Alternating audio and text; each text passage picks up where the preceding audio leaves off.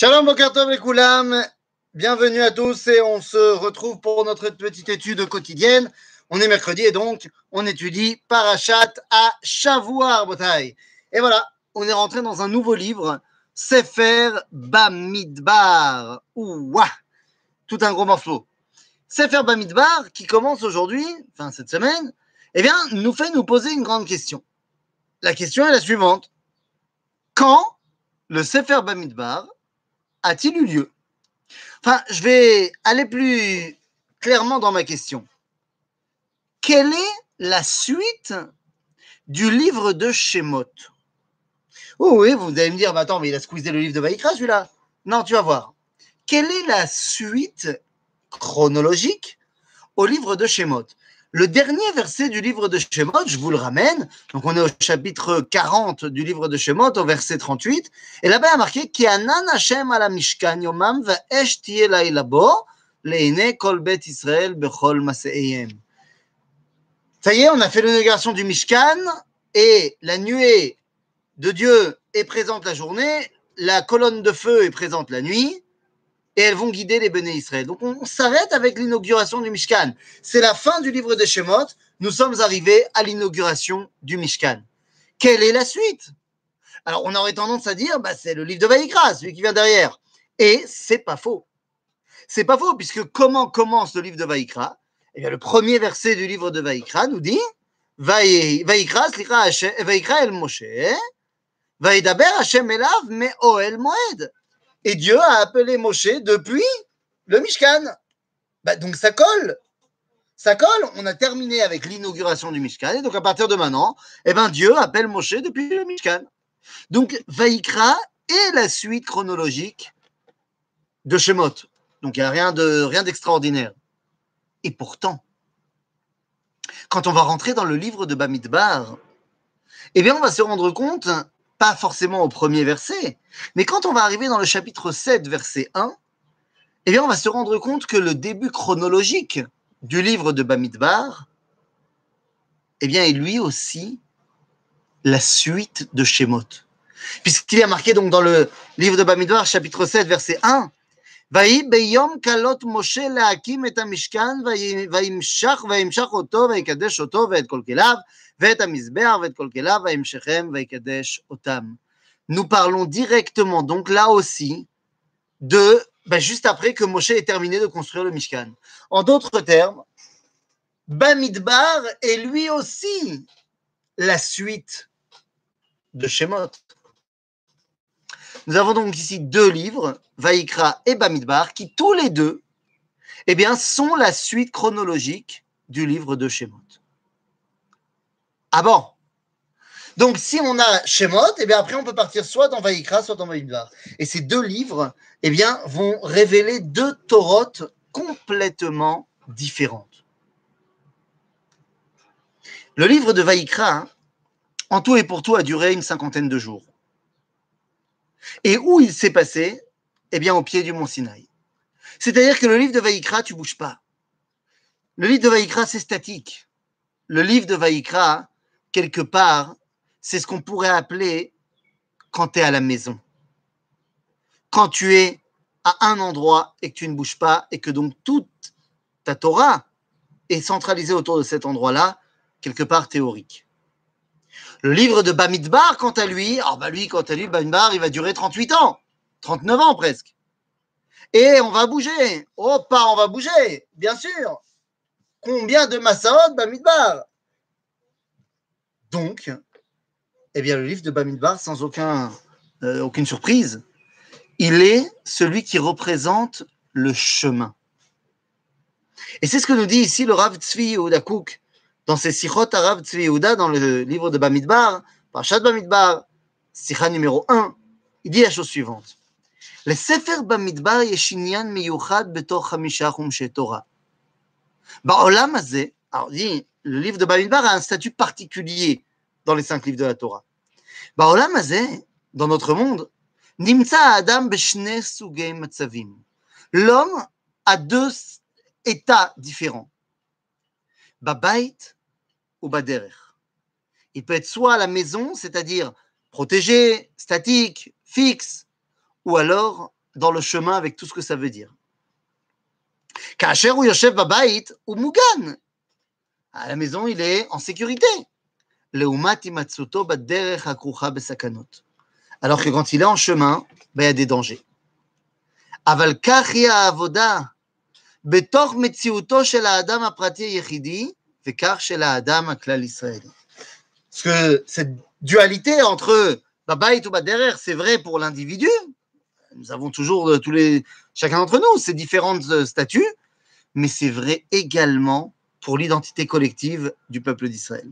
Des fois, Israël est statique, est à la maison, protégé, et des fois, il est en chemin. Le livre de Bamidbar, c'est Sefer Aderech, le livre du chemin. Donc, si c'est le livre du chemin, c'est le livre également des Sakanot. Et effectivement, quand tu vas regarder tout le plan du livre de Bamidbar, balagan, balagan, balagan. Balagan. Il n'y a que du balagan dans le livre de Bamidbar. Alors, je vous arrête. Ça commence par du Seder. Parashat Bamidbar, on fait le décompte des béné Israël, tout est bien ordonné. À la fin du livre de Bamidbar, dans la paracha de Pinchas, eh bien, à la fin du balagan, on va faire un nouveau décompte pour voir ce qui nous reste après toutes les péripéties. Et enfin, Matot Masé seront les parachutes qui viennent nous sevrer du désert pour être prêts à rentrer en Israël. Et au milieu, le balagan. Laisse tomber le balagan. Et donc, il y a un plan général à ce balagan. C'est comme quand tu arrives au garage. Tu amènes ta voiture au garage et là, on va commencer à les farek. On va commencer à tout mettre en pièces détachées pour essayer de petit à petit remettre tout en place. Eh bien, quelles sont les différentes problématiques à régler dans le livre de Bamidbar? La première, c'est le problème de l'individu. Les problèmes de l'individu vont être traités dans la paracha de Nassau. Ensuite, vous avez réglé le problème de l'individu, il faut régler les problèmes de l'entité collective, du klal. Le problème, c'est que Israël, c'est trois choses. Israël, cette entité collective, c'est tout d'abord Am Israël, ensuite Eretz Israël, autant pour moi. C'est d'abord Torah Israël, ensuite Eretz Israël, et ensuite Am Israël. Dans la paracha de Be'alotecha, on règle la question de qu'est-ce que c'est Torah Israël. Dans la paracha de Shlach, on règle la question de qu'est-ce que c'est Eretz Israël. Et dans la paracha de Korach, on règle la question de qu'est-ce que c'est Am Israël. Une fois qu'on a réglé donc les questions de Klal Israël, eh bien, on peut régler les problèmes qu'on a avec le super Klal, c'est-à-dire avec l'humanité. Et donc, avec l'humanité, nous avons deux façons, nous avons pas de problème, mais deux façons de gérer. C'est soit au niveau politique, soit au niveau spirituel. Donc, les problèmes politiques avec l'humanité seront réglés dans la paracha de Chukat, et les problèmes au niveau spirituel dans la paracha de Balak. Et comme j'ai dit, après, on a Pinchas pour finaliser la chose une fois qu'on a passé toutes les péripéties, et Matot Massé pour sortir du désert. En d'autres termes, le livre de Bamidbar, c'est régler tous les balaganim du chemin. Et donc, il est important pour nous de se focaliser 2 secondes sur qu'est-ce que c'est que cette dimension du chemin. Y aurait-il une Torah du chemin? Dans le traité de Brachot, on nous dit la chose suivante, à la page 29. Amarle Eliyahu Hanavi, le Rav Yehuda Achua de Rav Sila Chassida. Eliyahu Hanavi avait l'habitude de rencontrer notre ami qui s'appelle Rabbi Yehuda, le frère de Rav Salah Chassida, et il lui dit Lo tirtach velo techete. T'énerve pas, comme ça, tu ne fauteras pas. Très sympa. Lo tarouille velo techete. Ne te chauffe pas, ne va pas trop vite, comme ça, tu ne fauteras pas. Très bon conseil d'Eliyahu Hanavi. וכשאתה יוצא לדרך, הימלך בקונך וצא. Dit Eliyahu Hanavi, et quand tu pars en chemin, הימלך בקונך וצא. Ça veut dire quoi, הימלך בקונך? Ça veut dire, viens proclamer la royauté de ton Créateur et pars. C'est très compliqué. Donc, nous dit Agmara, Amar Rabbi Yaakov, Amar Chizda, c'est quoi Imaler Bekoncha? Zohi Tfilat Haderer. La Tfilat Haderer que nous faisons quand on part en chemin, c'est quoi? C'est pas Dieu protège-moi, ça c'est en filigrane. La Tfila, c'est Immaler Bekoncha. Rappelle-toi que Dieu c'est le patron. Mais pourquoi il faut s'en rappeler d'Afka quand on est Baderer? Il faut s'en rappeler d'Afka quand on est Baderer, parce que à la maison, tu as le Dieu de la maison.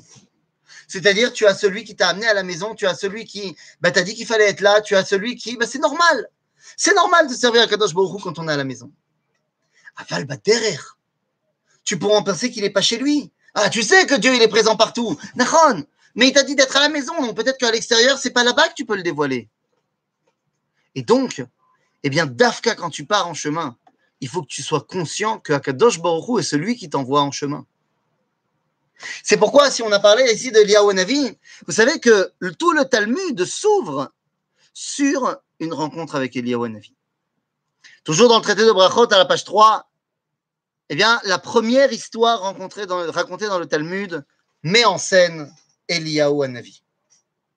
Et qu'est-ce qu'on nous raconte? La première histoire du Talmud nous dit la chose suivante. Tanya, Amar Rabbi Yossi, raconte l'histoire de Rabbi Yossi. Une fois, j'étais en train d'être mehaler baderer. Volontairement, je ne le traduis pas. Et je suis rentré dans une ruine de Jérusalem pour prier. Les commentateurs du Talmud diront, Mazé dans une ruine. Il est rentré dans la ruine. Beth Amikdash. Et il a prié. Ba Eliyahu zachur latov veshamar li ala petach. Eliyahu Hanavi est arrivé et il m'a gardé la porte d'entrée. Il n'est pas rentré, il ne m'a pas appelé, il a gardé la porte. Tov. Ad shesiyamti tfilati, jusqu'à ce que je termine ma tfila. L'achar shesiyamti et tfilati, quand j'ai eu terminé de prier, amar li. Eliyahu s'est présenté à moi et m'a dit, Shalom alecha Rabbi. Bonjour Rabbeinu. אמרתי לו, שלום עליך, רבי ומורי. C'est Eliyahu Hanavi quand même. Bonjour, maître. ואמר לי, Béni, mon fils. Ce qui a répondu Eliyahu, Rabbi aussi. Il dit, mon fils, מפני מה נכנסת לחורבה זו? Pourquoi t'es rentré dans cette ruine? אמרתי לו, להתפלל. Je voulais prier. ואמר לי, היה לך להתפלל בדרך. Tu aurais dû prier en chemin, tu n'aurais pas dû rentrer dans une ruine.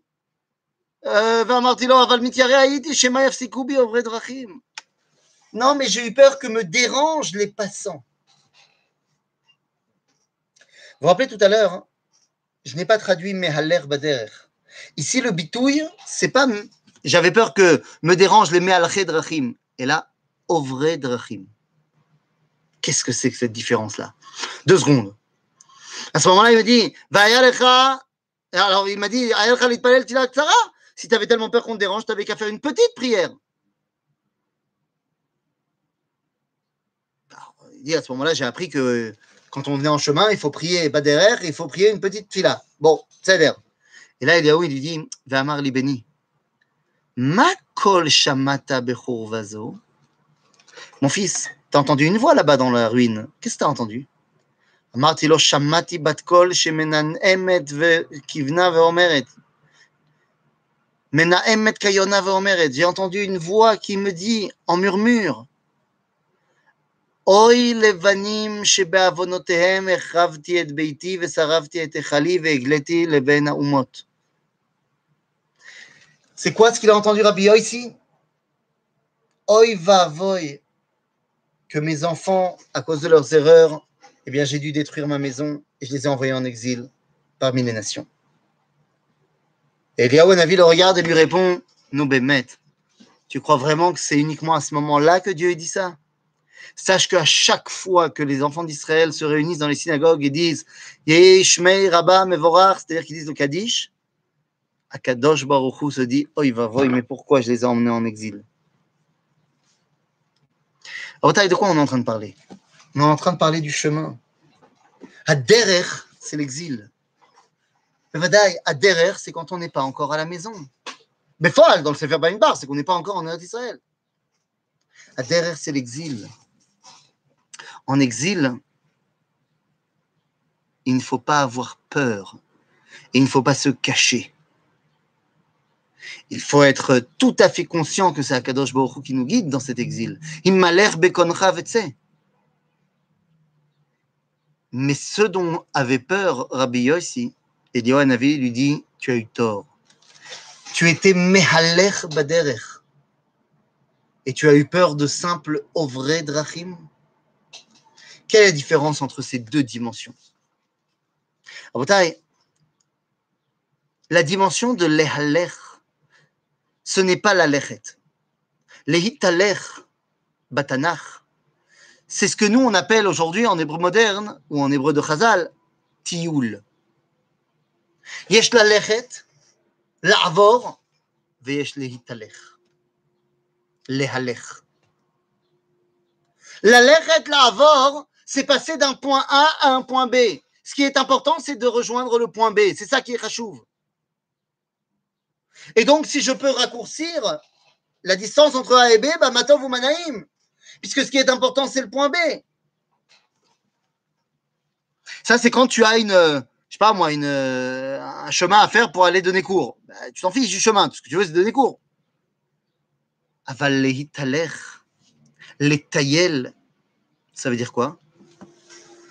Ce qui est important dans le tioul, c'est pas d'arriver à la fin du tioul, au contraire. On retarde autant que possible la fin du tioul parce qu'on kiffe le tioul. On dira le verset dans le livre de Vaïkra, Veitalachti betochachem, vaïti lachem l'Elohim, va'atem tiouli le'am. Rashi dira, מה זה והתהלכתי בתוככם, אטייל עמכם בגן עדן כאחד מכם. ספר הדרך, et בכלל tout דרך, eh bien ça peut être simplement un chemin qui me sépare de l'objectif à atteindre. Et que donc plus vite je peux terminer ce chemin, mieux c'est. Ou alors je peux comprendre que le derech est tout aussi important que le but que je cherche à atteindre. Lorsqu'on termine un traité du Talmud, enfin Sioum, alors on dit dans les brachot du Sioum, dans les tfilotes du Sioum, on dit comme ça. Modim anachnu lach. On te remercie Dieu. Hashem Elokeinu v'Elokei avotenu. Shesamta chelkenu miyoshvei bet hamidrash, velo samta chelkenu miyoshvei kranot. On te remercie Dieu d'avoir fait que nous ayons part au Bet Hamidrash, qu'on étudie la Torah, et qu'on n'est pas des mecs qui passent leur temps dans des bars. Chez Anu Mashkimim, ve'em Mashkimim, que nous on se lève, eux aussi, ils se lèvent les goïms. Anu Mashkimim les divrei Torah, ve'em Mashkimim les dvarim betelim. Nous on se lève pour étudier la Torah, et eux ils se lèvent pour quoi? Pour des bêtises. Anu Amelim, ve'em Amelim. Nous bossons, nous travaillons, eux aussi ils travaillent. אנו עמלים אבל ומקבלים שכר, והם עמלים ואינם מקבלים שכר. Nous bossons et nous recevons un salaire, et eux, ils bossent et ils ne reçoivent pas de salaire. Bizarre, cette fille-là. En plus, ce n'est pas vrai. Dit le Rav Kook, dans son commentaire de la Tfila ou la Triya, il dit qu'il y a un problème à dire cela, que nous, on bosse et on a un salaire, et eux, ils bossent et ils n'ont pas de salaire. Il dit, c'est pas vrai. Eux aussi, ils bossent et ils ont un salaire. Mastomeret. אלא מה? הם עמלים ומקבלים שכר פר תפוקה, ואנו עמלים ומקבלים שכר פר עמל. Eux aussi, ils travaillent et ils ont un salaire, mais ils ont un salaire en fonction du résultat, alors que nous recevons un salaire en fonction du chemin parcouru. Alors, prenez un homme qui toute sa vie a fait Shabbat. Et aujourd'hui, il a décidé que son Shabbat, il allait le faire rentrer 10 minutes plus tôt. Tosefet Gdusha. Et face à lui, prend un mec qui ne fait pas rentrer Shabbat 2 minutes plus tôt, mais qui vient d'un monde où il était Mechalel Shabbat tous les jours, il ne savait même pas ce que c'était Shabbat. Et aujourd'hui, non seulement il fait Shabbat, mais il a acheté un nouveau verre de Kiddush et des nouvelles bougies pour sa femme pour éclairer le Shabbat. Mais il est évident que c'est ce deuxième qui est beaucoup plus grand que le premier, parce qu'il a parcouru un chemin énorme, et que dans ce chemin, eh bien, il comprend que chaque élément du chemin est nécessaire pour passer à la prochaine étape. Vous savez, un des grands problèmes des gens qui font tchouva aujourd'hui, c'est qu'ils sautent les étapes. Et très, très, très souvent, ces gens-là, eh bien, après, ils s'effondrent complètement. À derrière, ce n'est pas seulement le moyen d'atteindre un but, mais le derrière est un but en soi. C'est ce qu'on dit dans la tfila de Sfirat HaOmer. Vous savez, on est en train de terminer Sfirat HaOmer. Et comme vous le savez, eh bien, on dit là-bas, Usfartem lachem mimachorat ha-Shabbat, miyom meviachem et omer ha-tenufa. Et là, on dit, Baruch ata Hashem Elokeinu melech haolam asher kideshanu b'mitzvotav v'tzivanu al Sfirat HaOmer. Ce qui est important, la kedusha qu'il y a dans cette mitzvah-là, c'est la sphira en elle-même. Bien sûr, la sphira. Pourquoi la sphira? On avait déjà expliqué cela dans un autre cours précédent sur la Sfirat HaOmer. Parce que dans Sfirat HaOmer, tu comprends que chaque élément est important, que chaque jour est important. Que si tu en as raté un, tu ne peux pas passer à l'étape supérieure parce que tes fondations ne sont pas solides. Et donc, si tu as raté un jour de la Sphira, eh ben, tu ne continues pas à compter avec la bracha. Parce que celui qui continuera à compter avec la bracha, il pense que seul ce qui est important, c'est le but. Non. Ce qui est important, c'est également, eh bien, le chemin parcouru, Rabotai. C'est Bidiouk Einyan. Sefer Bamidbar, il va faire le décompte de tous les béné Israël. Lama c'est chachouv de savoir dans cette tribu combien on a par famille, par truc. Lama c'est chachouv. Alors, d'après le texte du Pshat, c'est pas shoot, qu'on est en train de mettre en place la tzava, avec qui compte dans le décompte Kol Yotze Tzava Be'Israël. C'est-à-dire qu'on veut se préparer maintenant à faire la guerre. Donc, il faut savoir combien d'hommes on a valides pour se battre. C'est-à-dire. C'est nachon.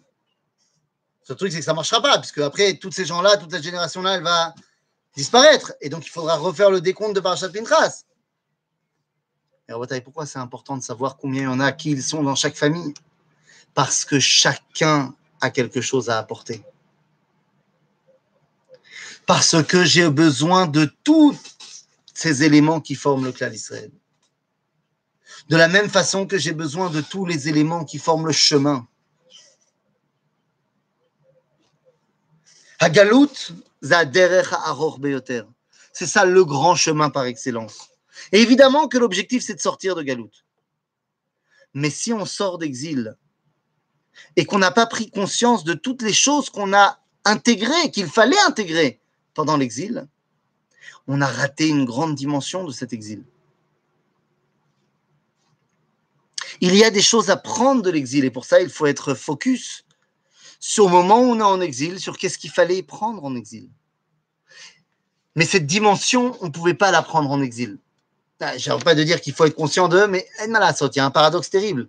Parce que si pendant la galoute, tu dis qu'il y a un RR à la galoute, qu'il y a une valeur à la galoute, les gens ils voudront y rester. Amen. Amen, Nicole. Si les gens ils pensent en exil qu'il y a une valeur à l'exil, ils risquent de vouloir y rester, les pauvres. Ah non, mais tu te rends pas compte, c'est super important, j'ai des tikkunim à faire. Donc c'est pour ça que pendant l'exil, c'était chachouv de ne pas dire qu'il y a une valeur à la vie là-bas en elle-même. Il y a une valeur à faire la Torah et les mitzvot pour pouvoir sortir d'exil. Mais une fois qu'on est sorti d'exil, il faut se repasser le film et comprendre rétrospectivement que oui, il y avait une valeur à chaque chose. Que tout ce qu'on a appris là-bas nous a développé. Par exemple, nous dira le Rav Kook, une des grandes choses qu'on a apprises là-bas, c'est la chokhmah. En exil, nous n'avions plus de névoie. Nous sommes passés à la chokhmah. Et donc, le Rav Kook explique ce Mahamar de Chazal qui dit Chacham adif minavi. La névoie était tellement plus élevée que la chokhmah. Bien sûr, il y a un débat. Mais la névoie nous a empêchés, quelque part, de nous attacher à la chokhmah qu'il y avait dans le Dvar Hashem. On était tellement happés par la grandeur de la prophétie qu'on ne se rendait pas compte qu'il fallait faire d'abord un travail intellectuel pour comprendre ce qui a été dit. Et donc on est tombé aussi dans l'idolâtrie. 2000 ans d'exil, 2000 ans de chokhmah, en fait, nous ont préparés à recevoir la névoie. Parce que oui, on va recevoir la névoie elle va revenir, ne vous inquiétez pas. Et l'objectif, quand elle revient, c'est que cette fois, on ne soit pas ébloui tellement par le dévoilement de Dieu qu'on parte en cacahuète et qu'on aille servir quelqu'un d'autre. Chas v'shalom. Et comment est-ce qu'on sait que ça n'arrivera pas? Eh bien, parce qu'on a passé 2000 ans de Chokhmah. Et fort de toutes ces études qu'on a fait pendant 2000 ans, eh bien, aujourd'hui, la des voix peut revenir. Ça ne nous fait pas peur, ça ne va pas nous faire tomber, ça ne nous fera que grandir.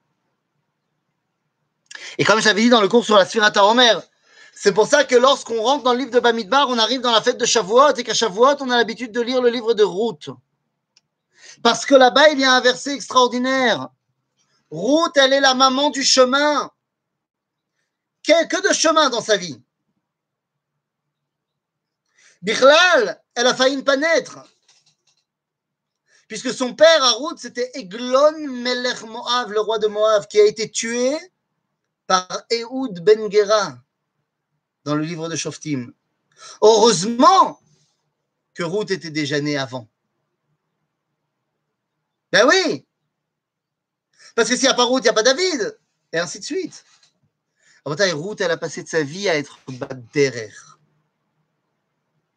Il n'y a donc rien de surprenant que finalement, lorsque Boaz va se marier avec elle, la Torah nous dit Vaikach Boaz et Ruth. Ruth aurait pu faire fausse route. Je ne sais pas si c'est seulement humoristique ou pas, mais Ruth aurait pu faire fausse route. Mais elle n'a pas fait fausse route. D'ailleurs, tu sais bien qu'elle aurait pu faire fausse route parce que sa collègue, sa copine, Orpa, elle a fait fausse route. Orpa, finalement, elle décide d'abandonner l'identité d'Israël et elle repart. Tu sais qui va sortir de Orpa? De Orpa va sortir Goliath.